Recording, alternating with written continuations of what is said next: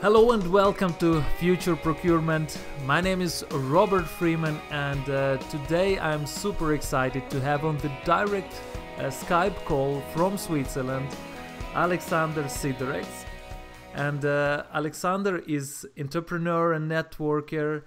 He's procurement leader enabling lean and value chain 4.0. Hello Aleksandr. Hello, Robert. Hello, everyone who is listening to this podcast. And again, thanks a lot for the opportunity, to send some messages for our global supply chain community. We had a short pre-talk with you, and I'm really excited and looking forward to this interview, actually. Thank you, Robert. Aleksandr, before we really dig deeper into question of value chain 4.0, which we agreed would be a red thread in our discussion, I would ask you to introduce a little bit of yourself, who you are and how did you come until place and position where you are today. Oh, thanks a lot, Robert. No, absolutely. In general, trying to summarize my professional experience, I've got approximately 15 years of tactical and strategic leadership experience in the different supply chain domains, predominantly focusing on procurement, logistics and operations, leading change management initiatives in such blue chip companies like Procter & Gamble, Johnson & Johnson, and currently at LafargeHolcim. But during the past 10 years, my main focus was predominantly on transforming and boosting supply management performance in a highly dynamic environment of mergers, acquisitions, and business restructuring. In parallel to my employed position, I also have a pleasure to be a committee member at the nonprofit, which is a Swiss branch of International Supply Management Association, known as Chartered Institute of Procurement and Supply. In Switzerland, it's known as CIPS Switzerland, where I have a pleasure working with many dedicated supply chain professionals on enhancing the maturity of our profession. I'm Latvian, worked and lived in 5 countries. Last 7 years, I'm based here in Switzerland, living with my family in Geneva Lake region. Great. Interesting, very interesting, both geographically and also work-wise, very broad and a big variety of activities. Very interesting experience. And Aleksandr, now before we really go into our core topic, can you tell about the perception of realities of procurement today, maybe from your experience being in so many countries and so many different communities and being a professional networker in a way. What is your perception of realities of procurement today? That's a very good question, Robert. I think first of all, what is interesting to observe how traditional business models are being dramatically shaped during the past 10-15 years. Previously, the competitive advantage was based on product excellence, in-house innovation, intelligent use of resources, and rigorous management of supply chains. And that worked really well in the times of mass production, process standardization, and global expansion, right? But today we face, new kind of reality, and we read about that. We see how our workplaces and the production activities are being shaped by the continuous customization. We witness really short product life cycles, which are happening in the kind of the VUCA environment, which is known for volatility, uncertainty, complexity, and ambiguity. And that's really creating this kind of the environment which pushes us to rethink the rules of the game, right? Organizational structures are being challenged by the new principles, right? Small cross-functional teams, voice of the customer, and network management. New schools of thought emerge about adaptive organizations, promoting decision-making transfer to the teams instead of the sticking to all-centered top-down approach, and many more. But all this comes with this kind of the additional factor that is still maybe not obvious in many organizations and functions. Really, the shift from the role-based hierarchical structures to the kind of the competence-based models that aim to solve customer needs, rather than just define someone's presence in the organization. And the world itself is becoming much more complex, making it really hard to grasp all interrelations between the various actors, cause-effect relationships in many instances around us. And it's the point even, which we are touching the base with the CPO interviews that I launched at CIPS Switzerland, right? And where we're also receiving various feedback from other enthusiastic procurement community members that our discipline really in a strong need to re-engineer its value proposition. But the good thing is that we don't necessarily need, to reinvent the bicycle. There are already different cross-discipline developments available.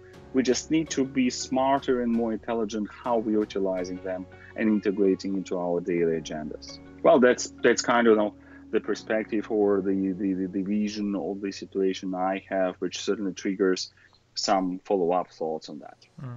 And based on that, what real solutions do you see? I think we should look at this from the several dimensions, right? So the first one is that my true belief is that we can certainly accelerate procurement now.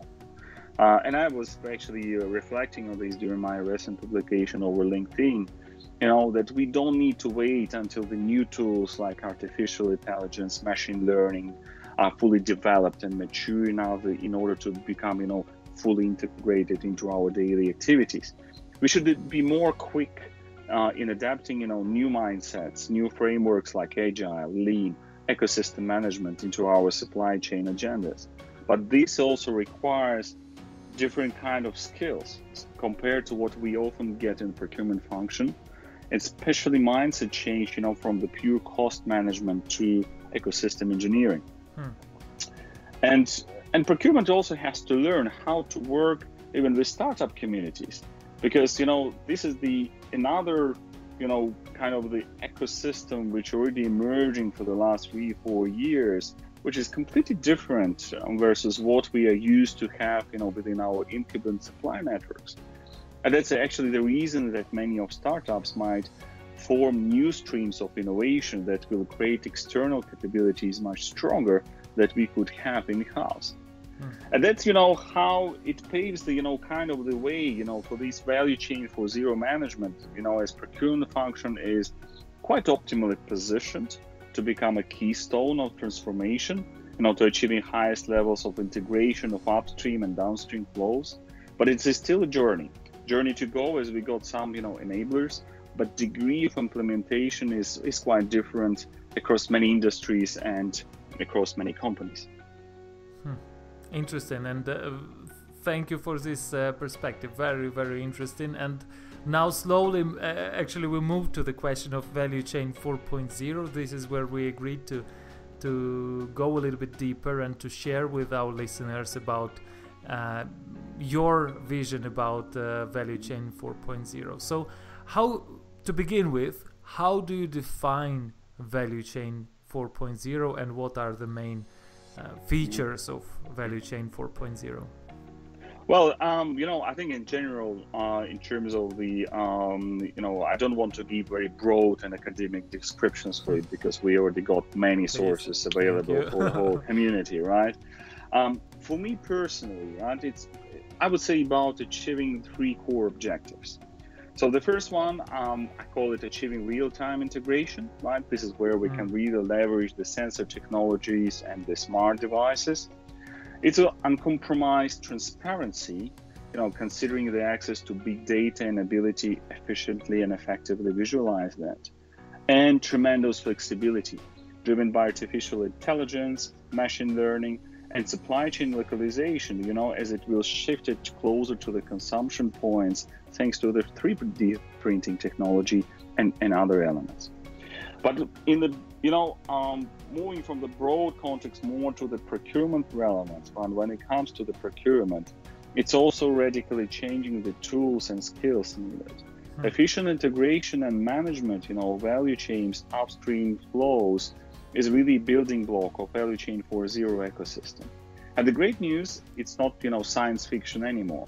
Digitization of many traditional aspects of procurement is already underway, right?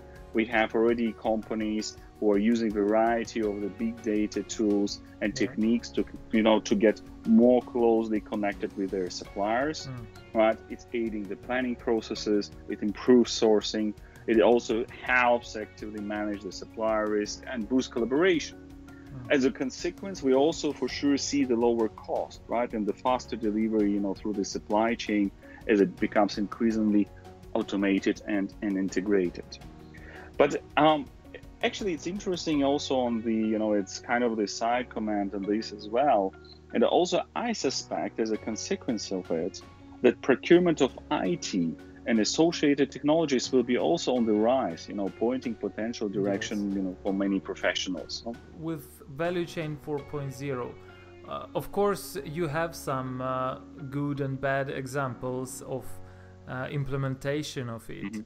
Can you please share with me and with our listeners some good and bad examples of value chain 4.0 implementation? Well, the funny thing is with value chain 4.0 or any other Internet of Things elements is that I wouldn't say, I believe that we cannot judge those things on the basis of a good or bad examples. I would rather say we should assess the situation based on the fact if your customers and markets really need this, if this activity, what you are performing in terms of the integrating or pushing the framework into the value chain 4.0 direction, that this activity somehow transforms into the value for your customer, right? Yeah. Be it the product or service price, quality, service level, responsiveness, and so on, so on. But in general, I'm very pleased, to see, great progress already achieved by the companies like Biogen, Givaudan, Buller, right? Especially the last two ones who are based in Switzerland, who already made a switch to artificial intelligence-powered toolboxes related to big data management, such as shift from predictive to prescriptive analytics to manage risks and volatility in their supply chains. We also see the great wave, of robotics in procure-to-pay processes, and moving into the cloud. Like I can even mention example, from my daily realities at LafargeHolcim, and we're already using cloud-based solutions, that enables us lower tendering costs or transaction costs, right? Through the thanks to the automation. And then on another side, within our community, we also see some pharma companies that are implementing networked supply chains where the collaboration, forecast sharing, and invoicing are transformed into the digital flow, and you're going through the similar cloud platform. But at the same moment, at least again, from my perspective, there are limits until which you can really capture the benefits of that. Because overall level of maturity of company-wide processes, right? The reason I'm stating is that procurement is not isolated function, right? But the one that is most externally oriented, both upstream and downstream. And this is why enterprise-wide approach to value chain 4.0 would be the optimal way, right? Otherwise, the disconnect in inefficiencies will always stay in the system. And if the procurement as a function is more advanced in the leverage of the new technologies compared to other functions, then that not will create the maximum value or the best performance for the business. And at CIPS Switzerland, we're investigating this topic further, and what procurement actually can do more in that direction. So we're collaborating with the Lausanne Technical University and some niche startups. So hopefully we can bring more insights for our global colleagues soon within this year or next year. Interesting, and very interesting, and interesting that so big companies are also using this approach of value chain 4.0 in their own transformation of procurement organization and moving forward. But Aleksandr, now a little bit provoking you. Value chain 4.0. Before we had lean, agile. These recent years we are facing a lot of these buzzwords. Do you think they're really relevant and they're also representing the future for supply chain management functions? Well, first of all, let me read to your comments. In the knowledge-based economy, we see many streams and schools of thought, a lot of speculations, but also many great ideas that just lack some tangible execution. So for supply chain professionals, it becomes very important to have necessary skills for, really separating noise from real signals, and ability, to see practical customer value generation from specific solutions and concepts, and not being afraid of trying new things, doing small niche pilots. I call it shadow mode of innovation, as you normally don't communicate it inside of your organization until you really do it first and deliver first tangible results that are available, to report and can be used then for your roadmap and the business case itself. But when it comes to the question about its relevance in procurement function, yes, it works, and I should say it's still quite underutilized in many instances. And there is often actually one single key reason for that, and it's culture. What often happens that in the search of new sources of cost optimization and the cost reduction, we all seek for where are those extra levers, right? What can help us, right? And we often rush maybe to use different frameworks such as Agile and Lean, and indeed they're able to capture benefits, and low-hanging fruits. But then at a certain moment, there is performance plateau shift, no progress. And then people start naturally blaming, no, it's not sustainable, they still really had limited value, it doesn't work in our organization, so on and so on. And that's what actually happened to Lean in the past. But thanks to Agile movement and Internet of Things, I think it's emerging in the new format. And we already see the new mindset evolving in many companies. But shifting focus from pure cost management to the the ecosystem leadership, we really change this focus area from being in a power position in a the collaboration environment, but more moving towards enabling trust with internal and most importantly with external stakeholders and partners. And because it's also about giving in addition to these elements, it's also about giving the right mandate, to the team to act, risk, and take decisions, learn and act again. And that's why, this cultural aspect is critical. And, from my perspective, it's a cornerstone of success, for any of those kind of frameworks.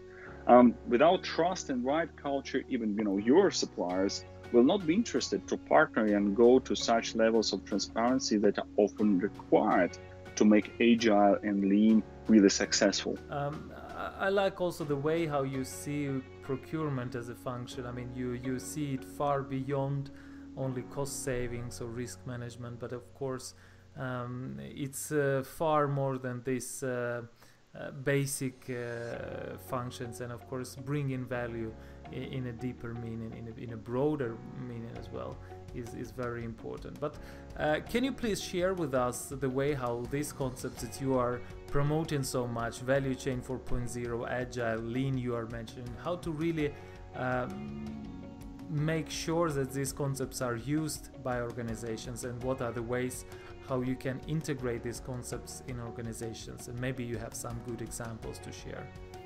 Well, absolutely. And again, this is where we need to be a bit sensitive, because I'm also not supporting the idea of the cherry picking, standalone elements, because at the end, sometimes it might become like driving the car without engine.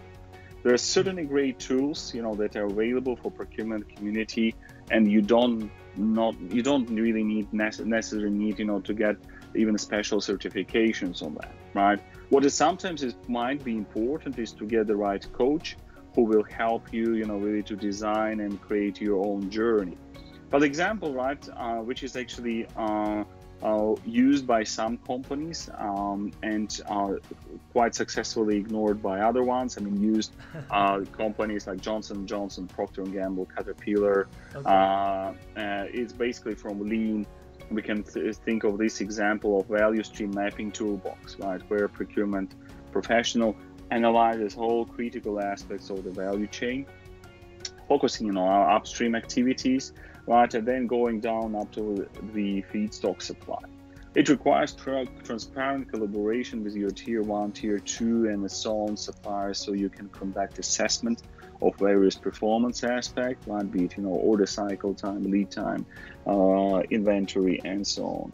And the outcome of this exercise, why this tool is great, because you can really get actionable plan on the waste elimination and all the inefficiencies, right, which would allow to strengthen the process, resulting in closer integration, cost optimization, and reliability, service level improvement.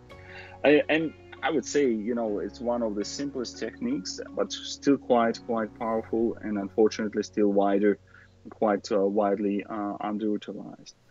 But knowing most of important principles and practicing even Lean Six Sigma, you can even become yourself as a kind of the coach for your suppliers and help them go through the journey, starting from 5S to Hoshin Kanri. Yeah. But again, if supplier is advanced in lean and your business is not, then you're again getting far away from the point of optimum, right?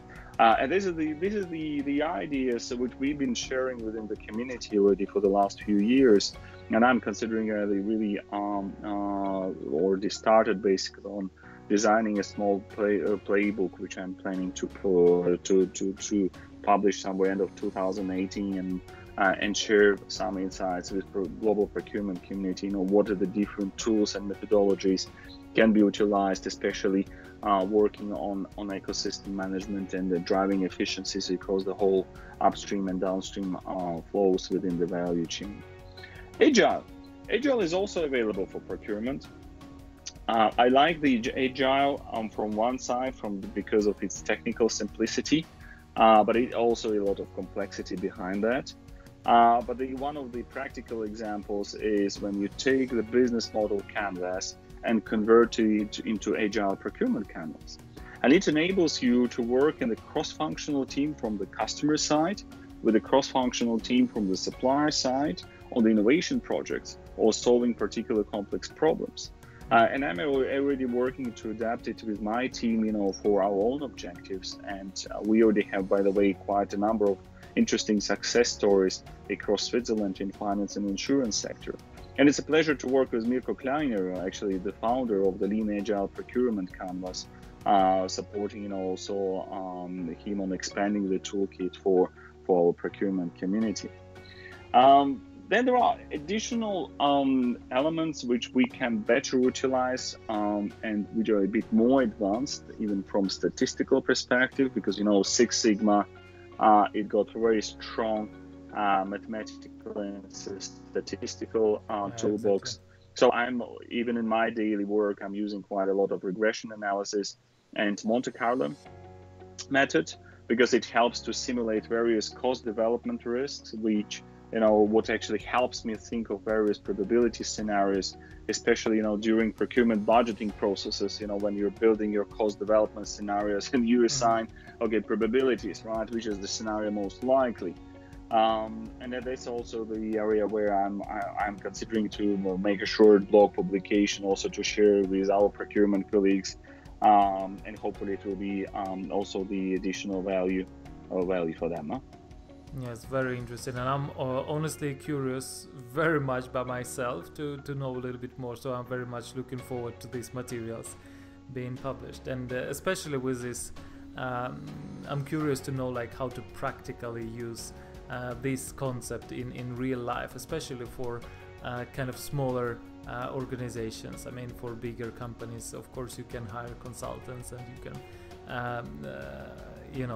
create some tailor-made things, but especially for SMEs, it's very interesting, to have maybe some universal tools to start with at least. That's absolutely good point, right? Because we also have to be realistic. SMEs got maybe different priorities and the focus areas compared to the multinational companies, and the resource base which they got, right, compared to multinational companies, completely different. But this is where actually being agile and being more lean is especially critical for their survival and growth. So. And Aleksandr, maybe building on that, do you have any practical advice, what I call here and now advice, for our listeners who are listening right now, if they're interested in integrating some of your concepts which you just mentioned, value chain 4.0, lean, agile, Six Sigma, in their organizations? Can you please share few advice here and now, as I said, what they should start with? It's much more simple as you might think, but at the same time, it's much more complex than it might sound. Yeah, and because I normally, when we have the conversations, be it inside or outside of my daily business, in most cases, it's around few points. And again, I'm just summarizing my own experience and the journey. Well, first of all, the most critical aspect is to get the basics performance right. I always caution people that before they go into creation of the new culture, and each of the above mentioned framework is really about the culture rather than just the toolbox. They have to ensure that the basics are working really good and stable, concerning people, processes, and infrastructure, as they need a solid reference point, right? They need to fix the starting point against which they will be actually measuring the performance of their journey in future. Second, not less important, is really running small pilots with very strong retrospective sessions to have the active, deliberate learning and continuous improvement. Because in case it's not part of the company's culture, I would sometimes suggest, go outside and ask other companies how they are doing this. So the ones who are already experienced in this way of thinking and acting, right? And in general, right, the best way to act into new ways of thinking, is instead of thinking about new ways of acting. And the third one, do what really matters for the customer, right? Transforming supply chain, from cost driver to the value driver, right? In implementation should be really selective and targeted, right? And really addressing whether the pain points of customer or creating the new value creation for the customer, right? So to avoid the cases when we implement something just to have implemented and to showcase, we did it, right? And that's where I would summarize it to the last point. Don't copy paste, right? My personal experience, especially during the last 8 years, covering 9-10 turnarounds I was actively involved into, showed that there is no generic template that is going to solve all the problems. Be selective, tailor every solution to your particular business context, and consider value chain realities you're located within.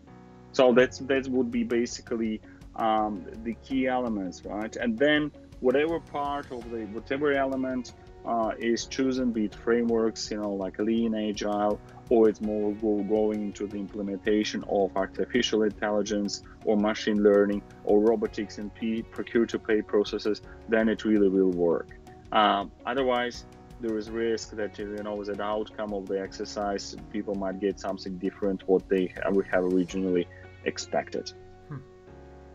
Interesting, and of course it's all about the change management and about implementing such conceptual things. Of course, takes time and takes not only intellectual efforts but also emotional and team managing and things like that. True, Robert. It's a very good point. Yeah, it's a very good point what you're mentioning, because an especially important point, it takes time, right? So is there a culture and an organization that actually accepts the fact that to get to the final stage, to go through the journey, it takes time, right? That the immediate benefits might not be even visible in case of some of the frameworks, but there is certainly tremendous long-term value. Fantastic.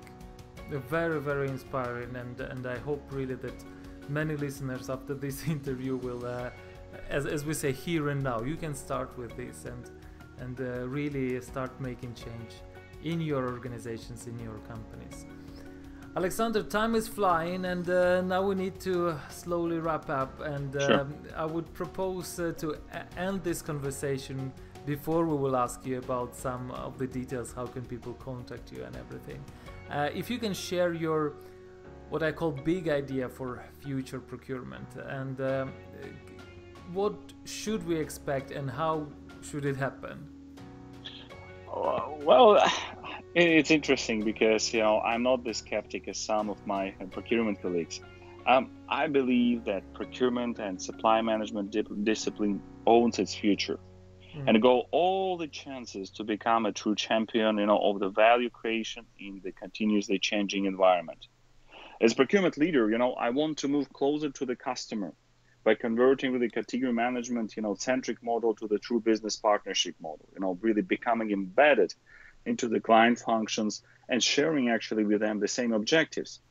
But it requires rethinking the skills, right? With strong shift from the technical aspects to business development or even design thinking, because of the new orientation set the requirement that things are not fixed anymore. And the value of your contribution is measured much differently what you're used to. It also means that we have to move from the cost management to ecosystem management, where every participant is actually the co-creator of the value, embedded and integrated into the kind of the universe of your business as its gravity point. Value chain for zero and so on, those are enablers for achieving that leverage, to achieving this mission, of ecosystem, once they are leveraged in this smart and intelligent manner. And without this, indeed, we risk losing relevance, for our stakeholders. But I'm also personally passionate about the SDGs, or Sustainable Development Goals, developed by United Nations. Yeah. And considering we aim as a community to lead ecosystems, we have a strongest contribution, to making lives of many communities better, safer, and fair. And that's where we can have tremendous impact, especially in the resource-constrained countries. So the future is promising, but not promised. And we own this future. And let's, all do the small but consistent steps on enhancing the maturity of the profession and developing the profession to its next levels. So, and again, thanks a lot, Robert, for this opportunity and fantastic and interesting conversation. Absolutely, very, very inspiring and motivating, and I'm really, really feeling now super energized tomorrow in front of the new working day, really. And talking to people like you and listening to such inspirational talk is really, really fantastic. Feels great. So I hope that it's not only me who is inspired after these words. And Aleksandr, now before we really say goodbye, I ask you to share some of the details if people want to know more about your ideas, about your concept, about your coming publications you were mentioning. How can people find you?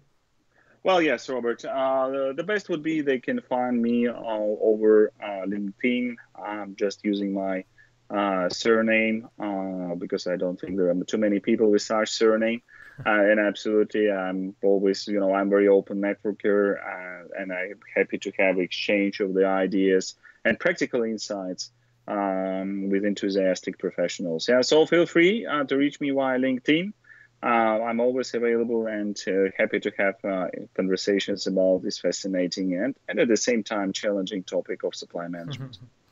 Thank you so much once again. I will leave your contacts in the show notes to this episode. And for our listeners, once again, Aleksandr Sidorec was our guest today. Thank you so much, Aleksandr. Thanks a lot, Robert. Have a great day. What a fantastic interview it was. I was so excited to talk to Aleksandr Sidorec, especially this last thought as a good and remarkable idea of entire interview. The future is promising but not promised. We own this future and we all should do the small steps to develop our profession to its next level. This I liked a lot. This I put to the show notes as a key idea of this podcast, at least for me. And I really hope that you as well are inspired with words from Aleksandr and that you will dig deeper and start introducing value chain 4.0 concept to your supply chain, to your procurement organization, to your professional areas.